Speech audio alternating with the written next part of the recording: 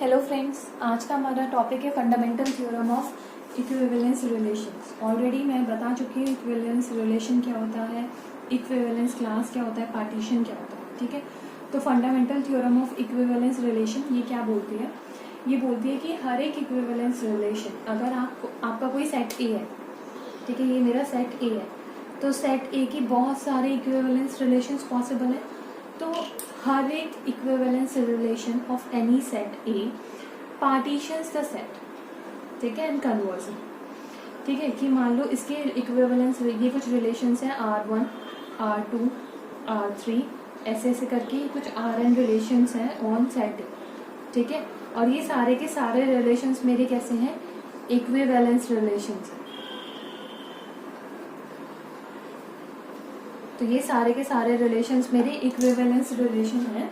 तो according to this fundamental theorem of equivalence relation कि क्या होगा कि ये जो रिलेशन है ना, इसने क्या किया है, इसने सेट ए को पार्टीशन किया, सेट ए का पार्टीशन किया। ठीक है, और कन्वर्सली इसका कन्वर्स भी ट्रू है कि मतलब सेट ए है, सेट ए के कुछ पार्टीशंस होंगे, सपोज करो P1, P2, P3, P4, P5 ऐसे कितने भी पार्टीशंस पॉसिबल है। तो ये जो पार्टीशंस होते हैं ना, ये कुछ भी नहीं बल्कि इक्विवेलेंस रिलेशंस होते हैं। क्या होते हैं ये? Equivalence relations. मतलब समझ आया कि every equivalence relation on a set A partition the set, और हर एक पार्टीशन सेट का वो इक्विवेलेंस रिलेशन एस्टैब्लिश करता है। जैसे फॉर एग्जाम्पल अगर मैं बोलूँ मेरे पास कोई एक सेट है ए, और वो सेट ए है मेरा ऐसे, ए इज इक्वल्स टू, उसके अंदर 3 एलिमेंट है, वही ए बी सी। ठीक है, तो थ्योरम के अकॉर्डिंगली इसके जितने भी पार्टीशंस होंगे वो सारे इक्विवेलेंस रिलेशन स्टैब्लिश करेंगे। तो इसका एक पार्टीशन P1 है, तो ये है वो पार्टीशन। ठीक है, तो इसके अंदर ये क्या है, ये मेरा, मैं बोल रही हूँ ये एक इक्विवेलेंस रिलेशन स्टैब्लिश करेगा। इसका सिंपल सा मतलब समझ रहे हो आप? ये इक्विवेलेंस क्लासेस है, ए बी सी, ये क्या है? इक्विवेलेंस क्लासेस है। नंबर ऑफ इक्विवेलेंस क्लास कितनी है इसमें? कितनी है? 3। ए का एलिमेंट ए से रिलेटेड है, बी का एलिमेंट बी से रिलेटेड है, और सी का एलिमेंट सी से रिलेटेड है। तो इसकी कॉरस्पॉन्डिंग रिलेशन क्या बनेगी कि A is related to A, B is related to B, and C is related to C. तो ये आपको देखने के लिए मिल ही रहा है कि ये रिलेशन मेरा कैसा है? Equivalence relation. ठीक है, ऐसे ही इसके कितने पार्टीशन पॉसिबल है? टोटल 5 पार्टीशन पॉसिबल है। कौन कौन से? एक तो पार्टीशन ये हो गया P1, दूसरा पार्टीशन P2 आप इस तरीके से लिख सकते हो, A, B और C।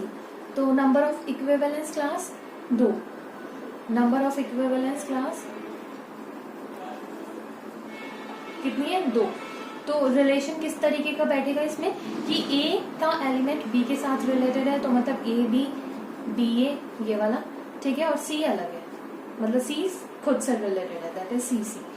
तो अब आप मतलब इस तरीके का A का एलिमेंट B से रिलेटेड है, B का मतलब A का एलिमेंट B से रिलेटेड है या खुद से रिलेटेड है, तो इसके अंदर और कौन कौन से एलिमेंट आ जाएंगे? A और B B। ठीक है, B खुद से भी रिलेटेड हो गया, A से भी रिलेटेड हो गया, तो B A B हो गया, A B B हो गया, B B B A B A A C C।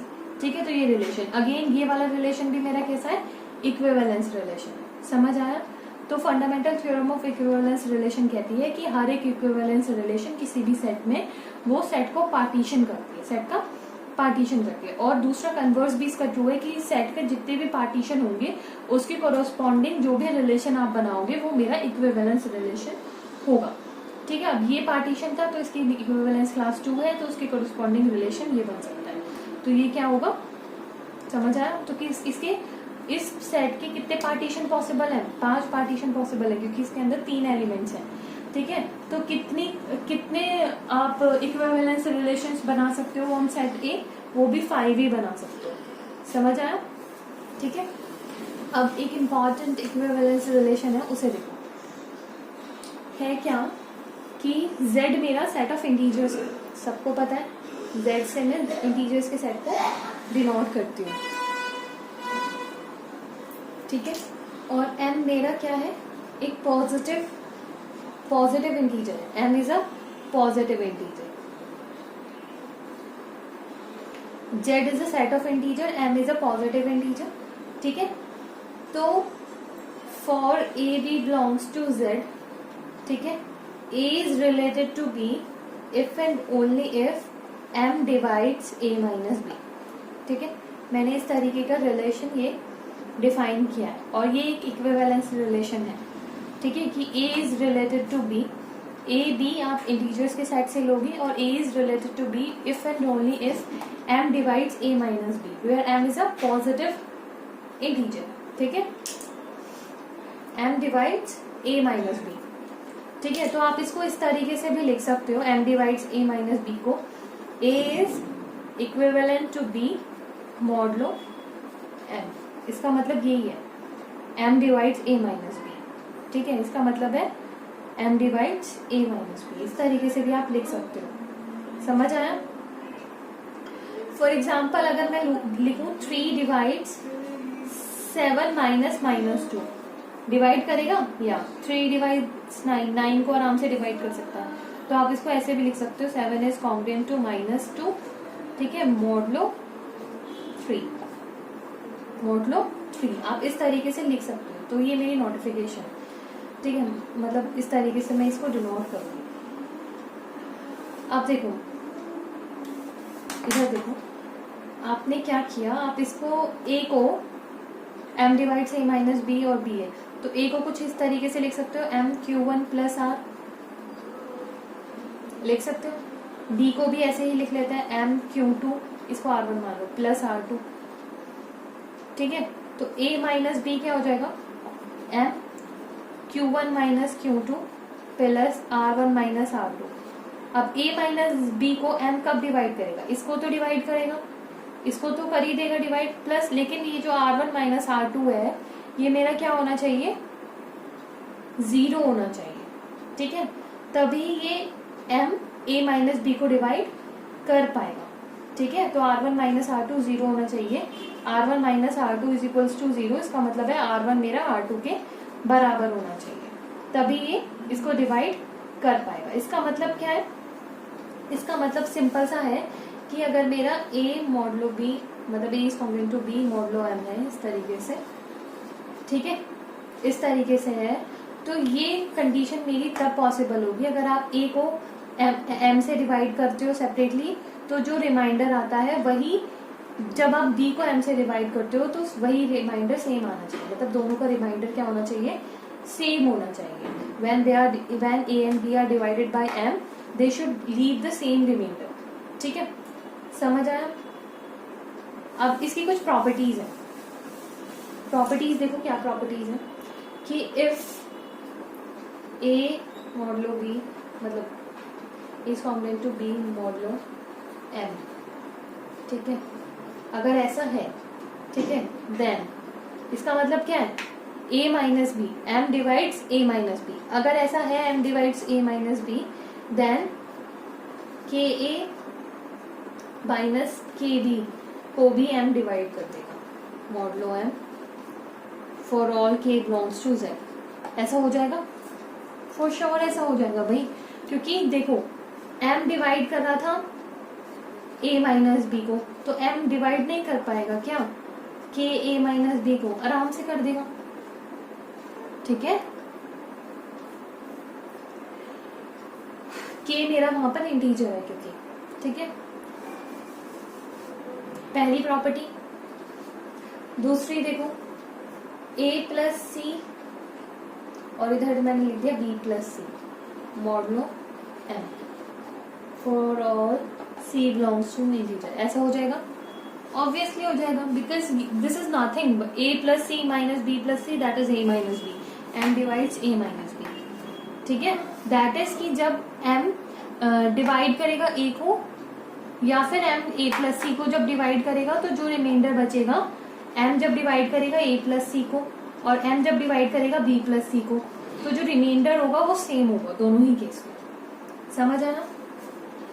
अच्छा, अब इसको मैं लिख सकती हूँ ऐसे, third a raise to power n और इधर b raise to power n modulo m for all n belongs to natural number, n मेरा नेचुरल नंबर है। ऐसे लिख सकती हूँ मैं, लिख सकती हूँ, क्योंकि इसको आप a raise to power n minus b raise to power n है, ठीक है। अब आपको देखोगे क्या m डिवाइड कर पाएगा a raise to power n minus b raise to power n, तो इसको आप m डिवाइड, आप इसमें से a माइनस b अलग निकाल सकते हो।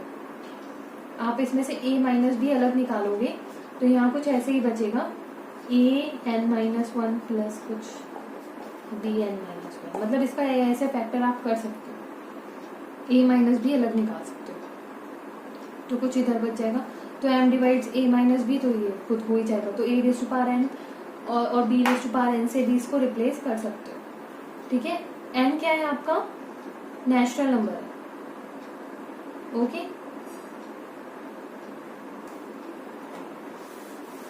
ये मेरी थी प्रॉपर्टी नंबर 3।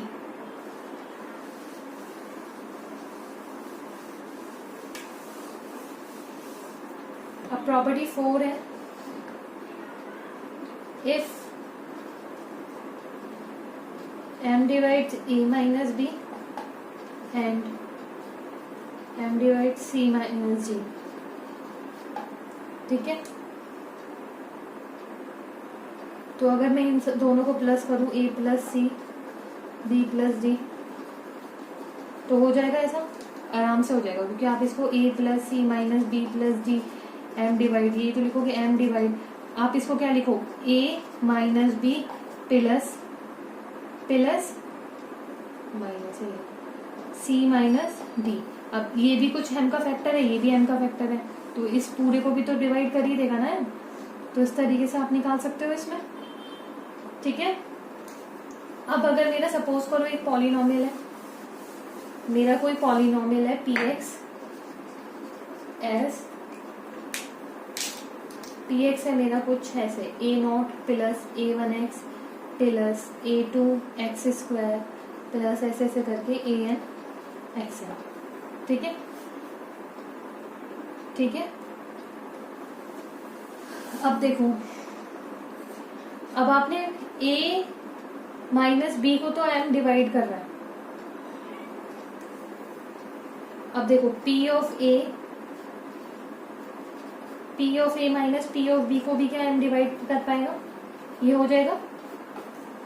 देखो जब आप इसमें से a लिखोगे, इसमें आप a रखोगे, तो ये a0 वाला तो पोर्शन कट ही जाएगा, तो इस तरीके से बैठेगा ये a1 a minus b plus a2 a square minus b square plus a3 a cube minus b cube plus a4